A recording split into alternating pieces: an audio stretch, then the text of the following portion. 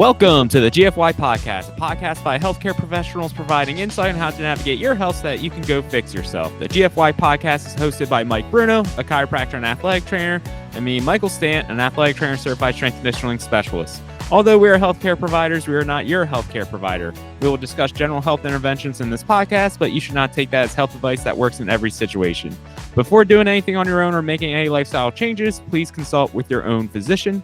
This podcast and views from this podcast are separate from our full-time jobs and our own opinions.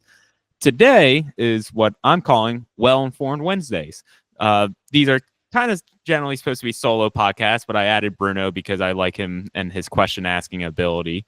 But, this is where I'll typically try to present, some recent trends, updates, or general something interesting that for those their overall wellness. And I'm hoping to provide this stuff in a well-informed manner, stuff that we practice, stuff that research tells us to do, that. All right. Before we also get going, one, if you're enjoying this podcast and the GFY podcast, please leave us a review on whatever platform that you listen on and or like and subscribe to our YouTube page. Links to our show can be found in the show notes on any platform that you are listening to.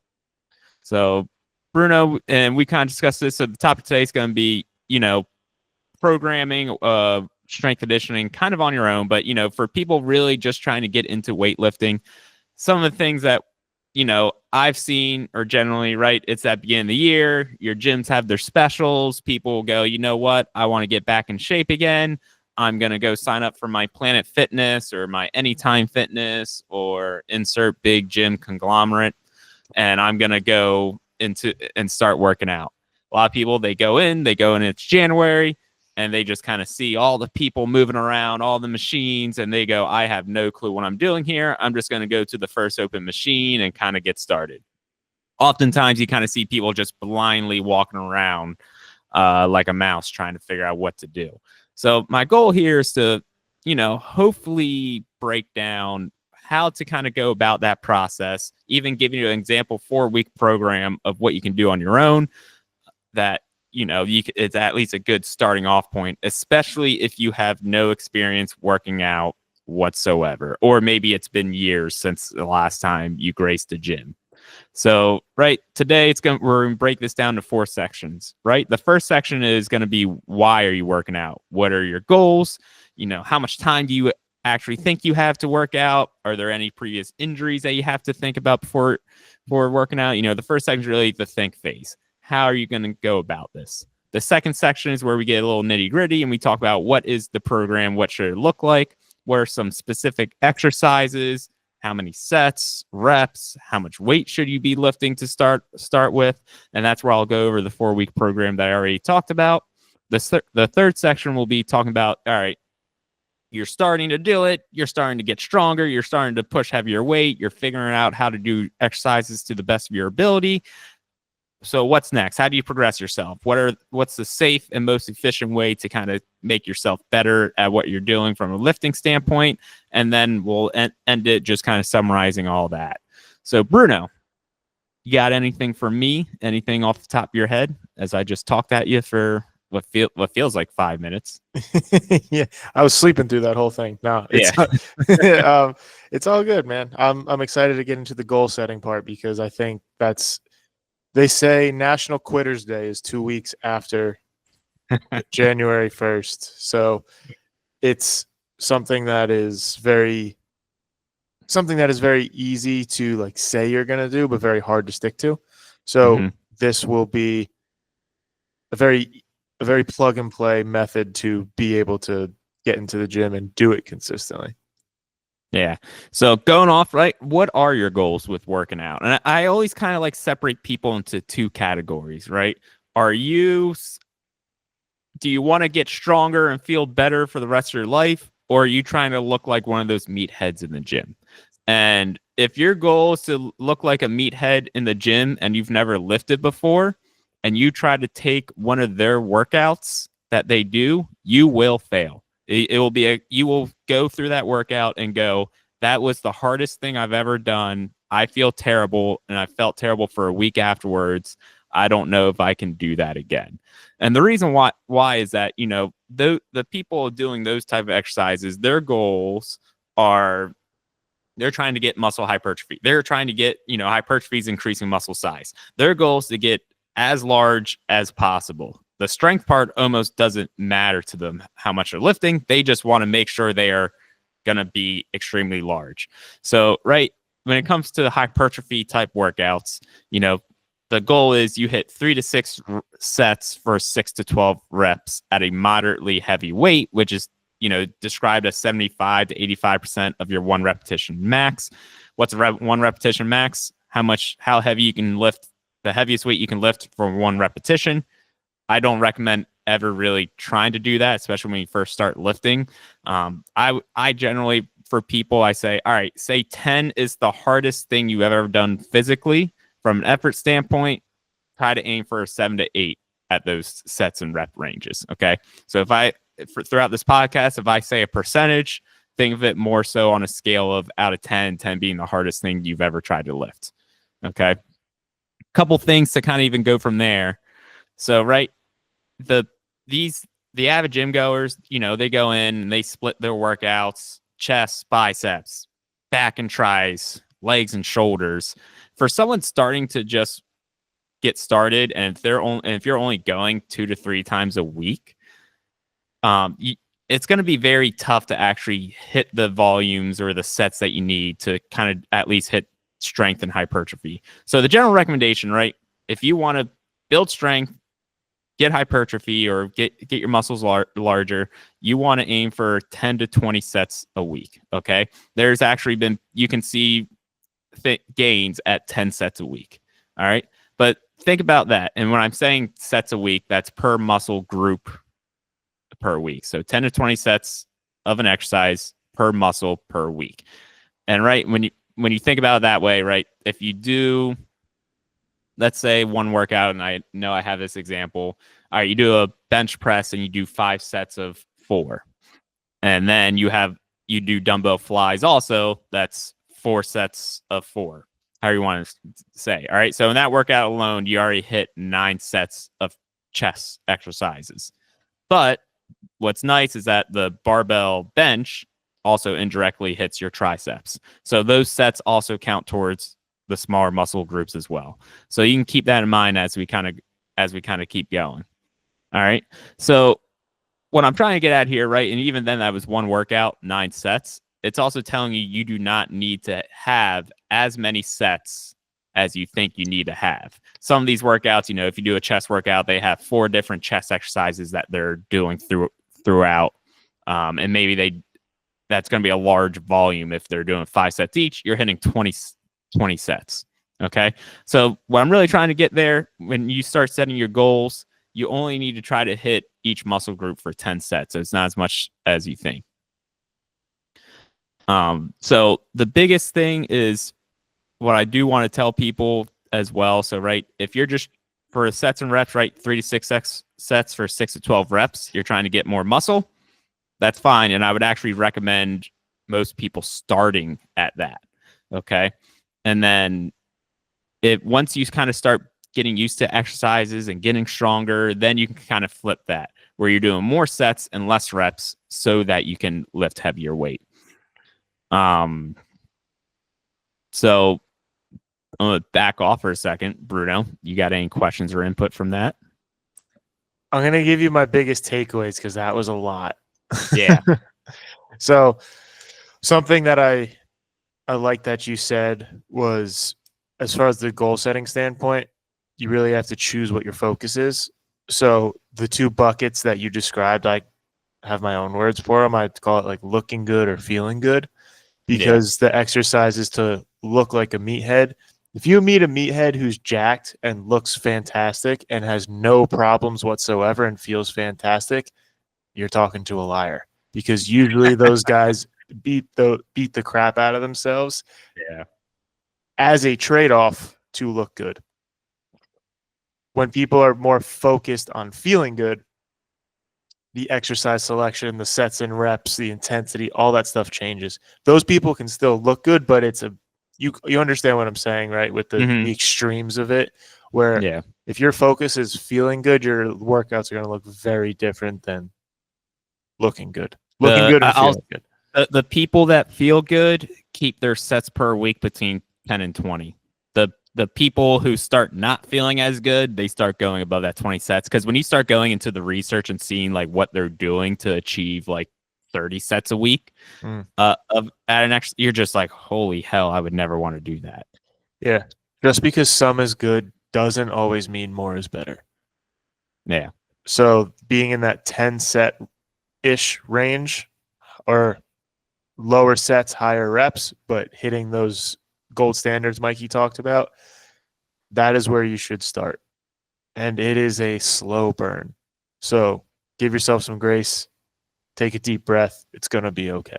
Yeah. And one thing to point out is if you've truly never lifted before, you're going to see some really quick gains from a lifting standpoint. You know, the gains that you get initially when you start lifting actually aren't from you gaining muscle. It takes a little bit of time for you to gain muscle. And that's where, you know, what Bruno just said, that's the slow burn part. But when you start doing exercises from a neuromuscular, you know, your body getting used to doing a movement, you'll make some gains pretty quickly in your lifts. So just something to keep in mind in the first few weeks if you've never lifted before. So like you'll feel stronger much faster than you'll see it in the mirror. Yes, exactly. So circling back, that was kind of a quick, as quick as possible thing around volume and whatnot. So, right, one of the goals too, like how much time do you have? And I think this is one of the great things. So research tells us if you do 2 full body lifts a week, you are still able to gain strength and hypertrophy, right? But one thing I want to keep note, if you're only lifting 2 times a week and you're trying to hit those set numbers, you're probably going to be an hour to an hour 15 minutes. Okay, almost no matter which way you draw it up. Two problems with that, right? One, that's a little bit longer. It's a much harder workout to do because you are kind of putting yourself through a pretty intense workout. And then for me, I personally don't like doing that. So me personally, I lift 4 times a week and I split upper lower and then upper lower. Okay. I don't really, and we talk about like the bodybuilder split, right? That's kind of what I talked about before. You can do chest buys, back tries, and then legs, shoulders. But think about like, if you look at it that way, you're only doing legs. Let's say that's your 3-day-a-week workout. You only do legs 1 time a week. You're not going to hit the volume to actually get the hypertrophy and strength that you're looking for. Okay. And I know what the argument is going to be. Oh, but the legs take 5 to 7 days to recover, blah, blah. It's, you still have to hit total volume in a sense to get the strength and hypertrophy you need. So personally, you can get a good workout 3 times a week in 30 to 45 minutes each session. So, right, kind of equals the same amount of time. But to me, at the end of the day, it really doesn't take that much time. You don't have to be in the gym 5-6 times a week if you don't want to be. You can see pretty significant gains just going 2 to 3 times a week if you want. And also based on the time stuff, my recommendation, I think most people do this, I could be wrong, superset everything. A superset is when you do one set, you have 2 exercises. You have a bench press and a dumbbell row. You do your set of bench press, you immediately do your set of dumbbell row, and then you take your rest in between sets. Why? Okay. Why on what? The superset or the rest? The superset. The superset, so twofold. One, it's time saving for me.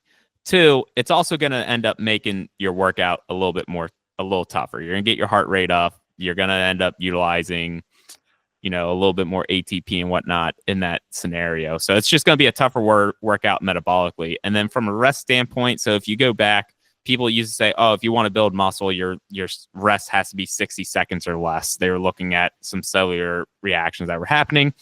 More research came out and said the rest, I don't want to say the rest doesn't matter, right? Your workout still needs to be tough. But in general, for whatever your goal is, whether it's to get big, to be stronger, be more powerful, it just needs to be 3 minutes or less. I can do that. Most people can do that. Most people can do that. And like, honestly, I hate to say it's like a great cell phone break if you really want it to be. Not that like you don't want to be lost on your cell phone, but like for me, I honestly don't time it. I usually just wait for myself to be like, all right, I did my superset.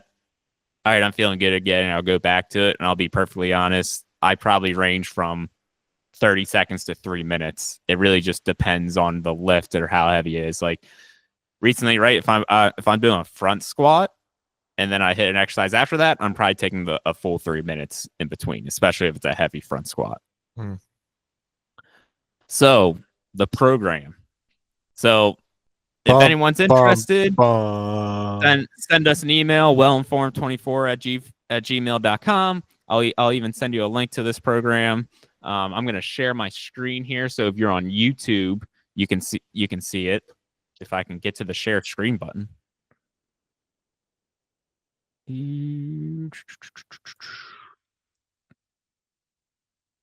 There we go.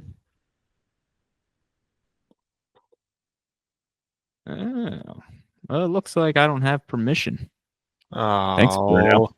I don't so know I'm gonna how to do that. No, it's all good, but I'm gonna talk through it because who doesn't love me talking through it? What if I add you as a co-host? Yeah, you can do it. Does that work? Hold on.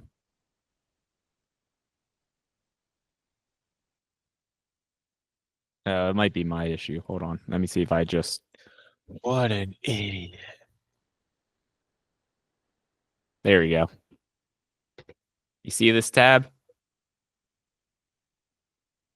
Yep. Oh, I can see it. There it is. So this isn't how I wanted to show you the layout, but this works. So, right, this is a week 1 thing that we're looking at here. You see a bunch of numbers. It's because, kind of as I talked about before, as a beginner, I'm not going to give you a percent of your 1 repetition max. I give you your RPE, or your rate of perceived exertion, and that's kind of what you should be looking to do. But what I want you to focus on, it's going to be day 1, day 3, and day 5. I added a bunch of optional cardio and sprints and other things you could do, but let's focus on the lifting for this podcast. So, right, when it comes to supersets, and I think most strength professionals do this, whether it's 1A or A1, you'll see that as common nomenclature for how they link exercises together. So, right, so for day 1, right, we have an intro upper body focus. All right. Day 2, or day 3 in this calendar, it's intro lower body focus. The corrected part was me just correcting the actual program and reminding myself I corrected that program. And then day 5 is the intro full body lift. Okay. So, right, day 1, it's all almost upper body things with a couple lower body things. Day 3 is essentially all lower body, but we do some, heavy carrying to kind of get that upper body feel with it as well. And then day 5, it's a little mix of everything. Okay. Going back to that first week, right? What you'll see I did here is a push-pull superset. Okay. What that means is if I did a push exercise, so in this scenario, a barbell bench press, it's a chest exercise. I complemented it with a pull exercise. The reason why you do that is just to make sure that you're not creating any muscle imbalances as you continue lifting. You don't just keep doing bench over and over again, and you look like the person with your, I talk about like hands folded over. You look like Squidward when you walk because like your palms are face down as you keep going. So you'll kind of see that as a common theme throughout a lot of this. So, right, barbell bench press, 1-arm dumbbell row. So that's the first set. It's 4 sets for each exercise. The RPEs, it's by set. So 5, 5, 6, 6, 7, 7, 7, 7. Okay. The first set really you can kind of think of as the warm-up set for all the exercises that we have here. Okay. Next set, right, dumbbell fly, chest exercise, then a lat pull down, which is going to be at a machine pulling down. Okay. The next exercise, decided to just give a little lower body mix in there. A goblet squat, right? And then a single leg RDL. And then at the end, it was kind of a little bit more of a finisher with bicep curls, tricep extensions, lateral lunges. One thing I want to point out too, so as you'll see, by a sets rep standpoint, you can see that, it's 4x5, the barbell bench is kind of lower in 6 reps. The dumbbell fly, I did a little bit more reps, but the lat pull down, not as much. But one thing is, as you get to what we would call the accessory exercises, you increase the reps, because if you try actually doing like a 3x4 on a bicep curl, it's just one, the biceps have just kind of been shown not to respond as well. Plus, it's also just really hard to do a weight that would actually work at that rep range, if that makes sense. So kind of revealing this first day, Bruno, what are your questions? 10 out of 10. No, I'm just kidding. Yeah, no shot. So when you say accessory work, the flow of the program is something that I like. Mm-hmm. So yeah, starting with your big movers, moving down into the littler muscles, so to speak, is a very common flow. And the thing that I would get confused on if I was not in the biz would be the rep ranges and the RPEs consistently changing through sets and reps. So yeah, the like dumbbell fly, for example, or what's the most confusing one?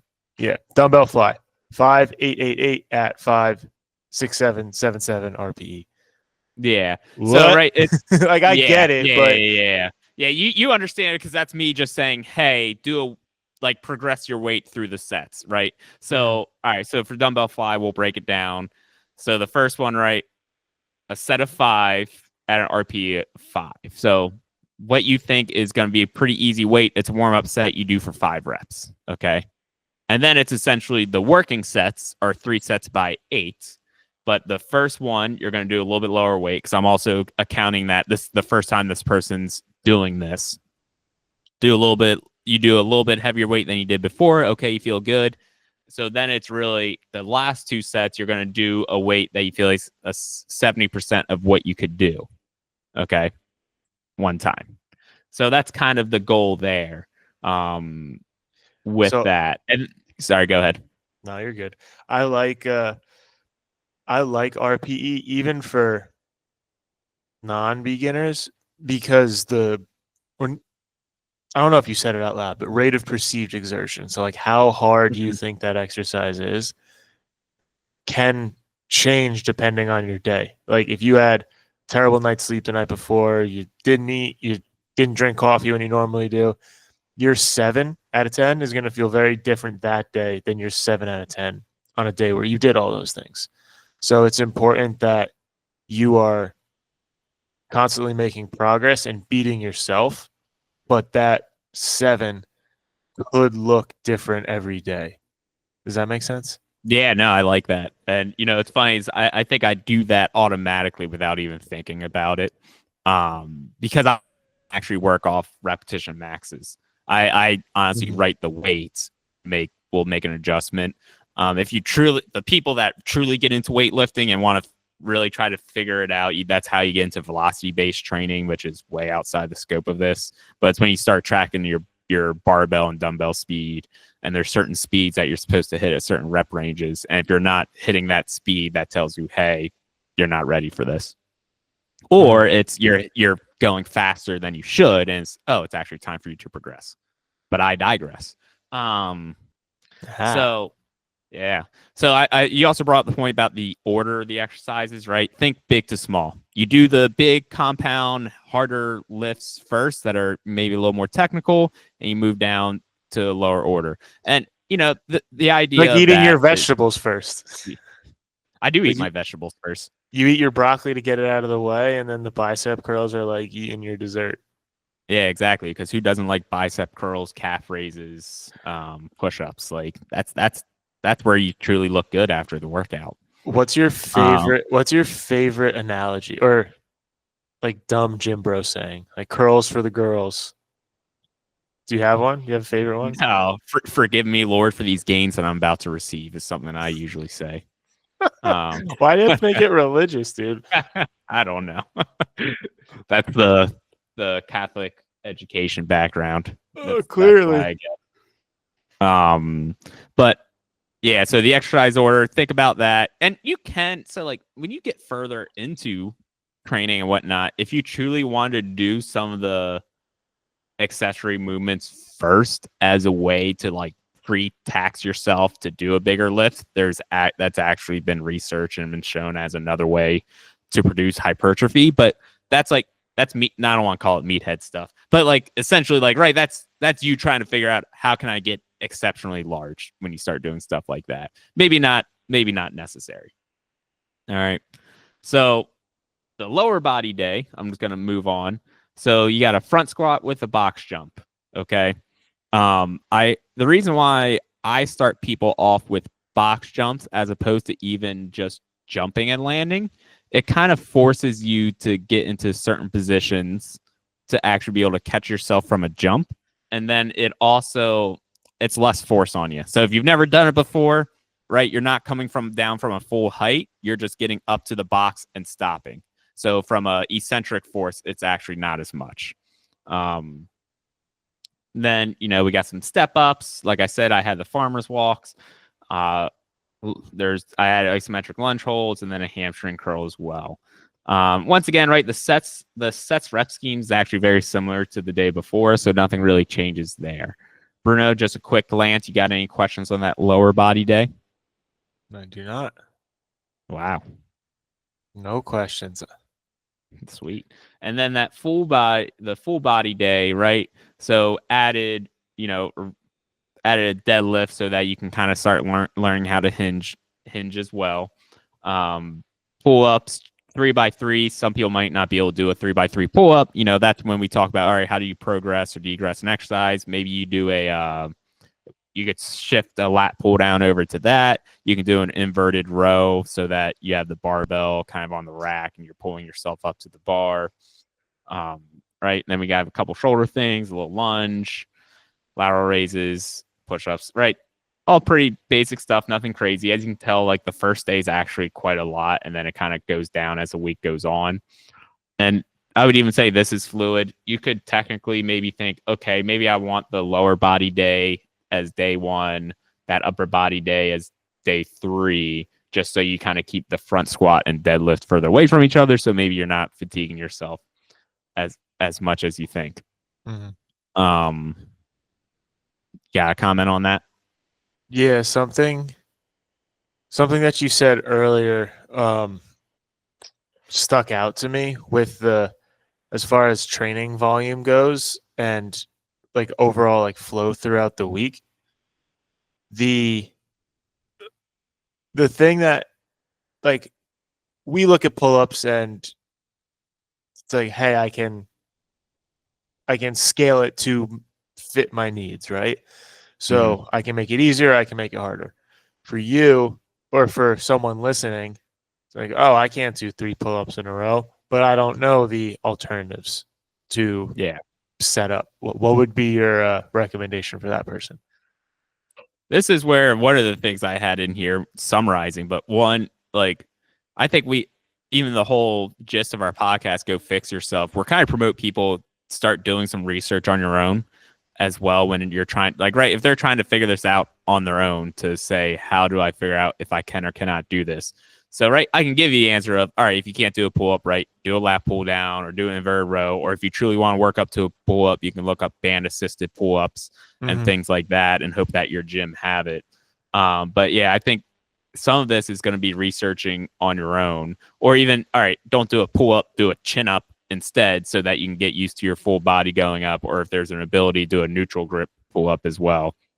So, right, I rattle your answer all that is off. Go figure it out, dude.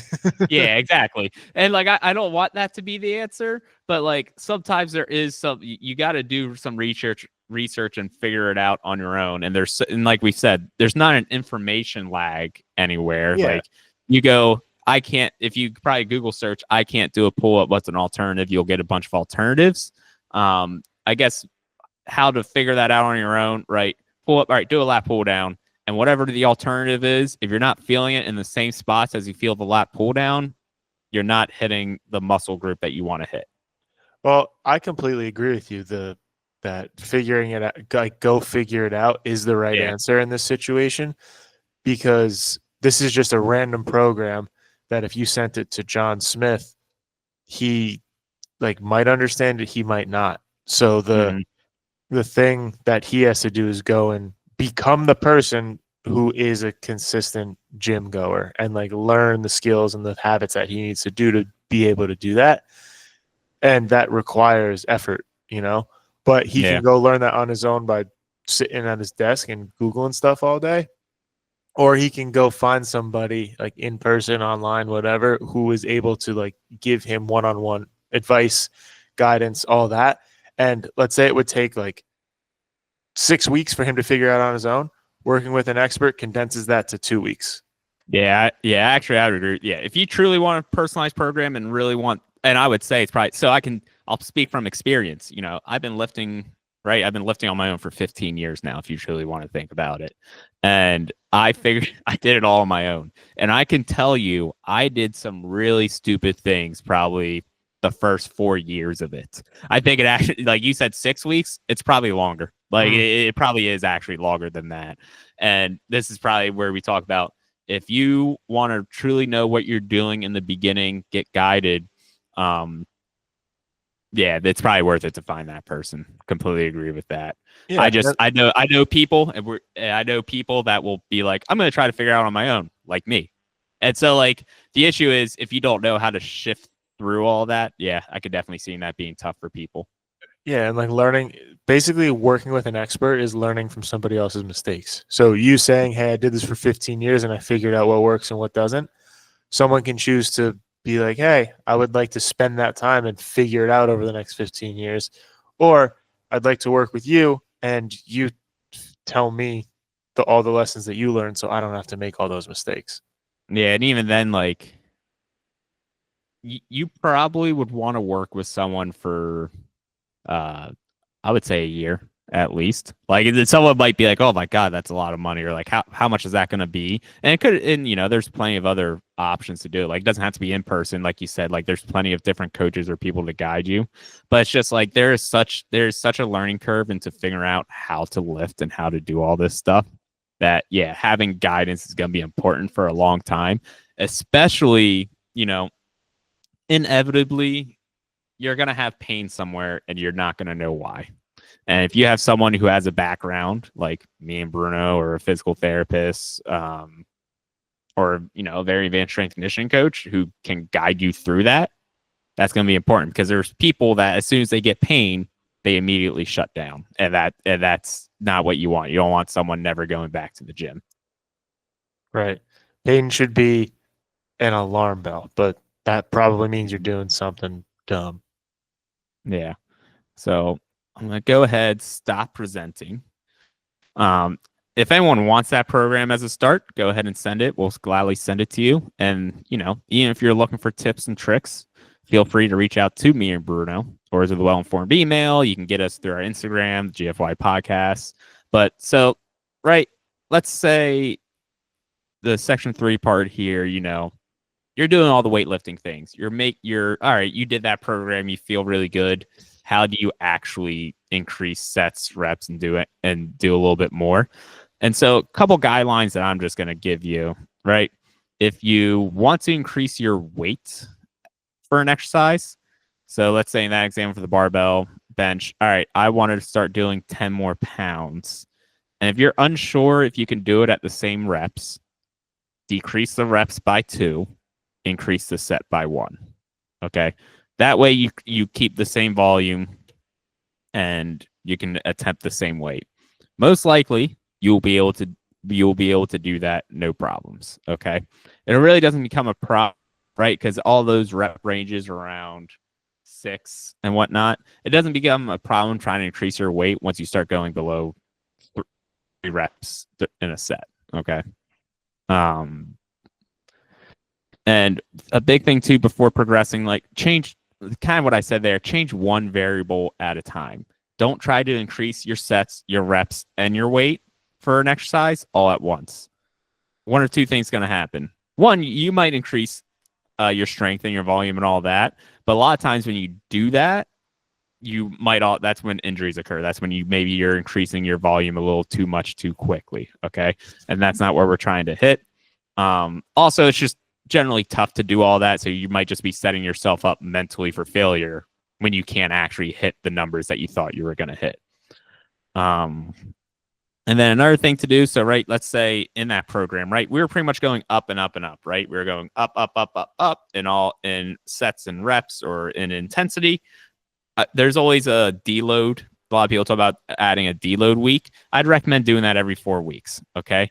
So as an example, let's say, all right, you're doing 3 sets of 6 at 70% of, or at a 7 RPE, and you do that, and you up the RPE by 1 or by 0.5 every week. Okay.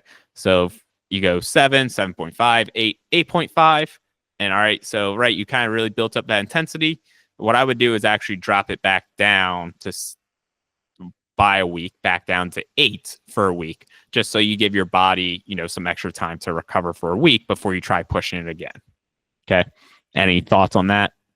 Yeah, there's only so much gas in the tank. So if you are setting unrealistic expectations for yourself, then you're probably going to fail faster.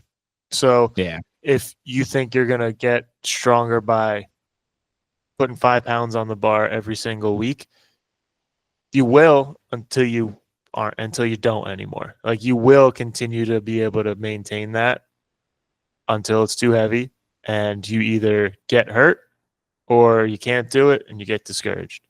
Yeah. So and that is preventing that cycle. And what I'm also saying there too is, like, it's fine to take breaks. If you miss a workout because of travel, hanging out with friends, or things like that, in the grand scheme of things, one workout doesn't matter as long as you're consistent throughout. So don't feel like that you have to make a substantial change to the plan if 1 week goes down or one lift goes away. We talked about Atomic Habits the other day, and he also says, like, missing one day when you're trying to build a habit isn't bad.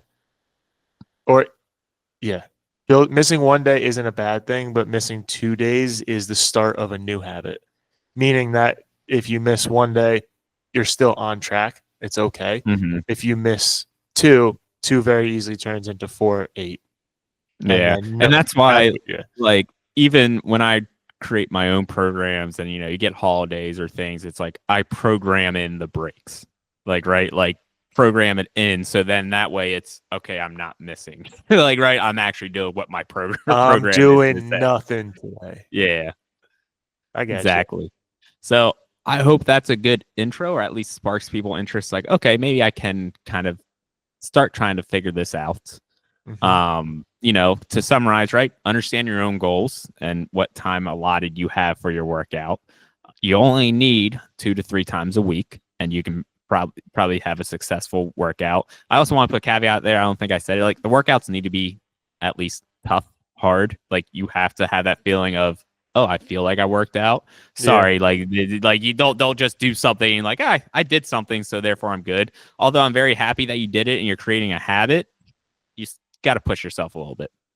You look and like hard, you have a thought on it. yes, because hard, like, going back to that RPE being different every day, you have to be able to give 100% of what you have that day. So if, like, RPE of 7 is the goal, no matter what, some days, crazy travel, right? Maybe you hit 100 push-ups when you get to your hotel room. That's hard considering you're that day.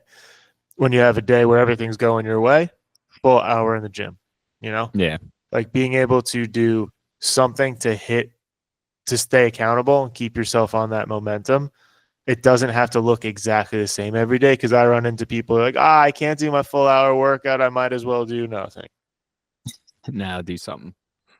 And it's not that black and white. Yeah. Early on while learning, keep 1 to 2 reps in the tank. That's just going to help you be safe while learning an exercise. Don't try to do anything crazy and push yourself to failure initially. I would say that maybe once you start getting like 4 weeks away and you understand what you're doing, okay, now you can kind of start pushing yourself to failure in a safe manner. And to also, on that note, you will be sore initially. It almost doesn't matter what type of program you do. Like, especially the first time you do legs, your legs are going to be sore for 5 days. It is what it is, but don't let that deter you. In fact, I would recommend do not change your program. Keep doing it. Your next lift's going to suck, but you will feel better sooner if you keep doing it, because it ends up being kind of a recovery. And then, you know, the biggest thing is even then, kind of like you said, if whatever your 100% is on that day, like just get in the gym, just get in. And let's say for whatever reason, you're just like, damn, I just don't have it in me today. I'm going to go walk on the treadmill for 10 minutes instead. At least you showed up and did it. Okay. And I think that's going to be the biggest thing is building that habit of at least going to the gym. Yeah. The habit of physically showing up is usually the hardest part. Because once you're there, it's like, yeah, might as well do something. Yeah. Cool. Bruno, do you feel any more well-informed? I know you had a big background in this, so nothing different for you. I feel so well and so informed. Good. So now you can go fix yourself. Go fix yourself.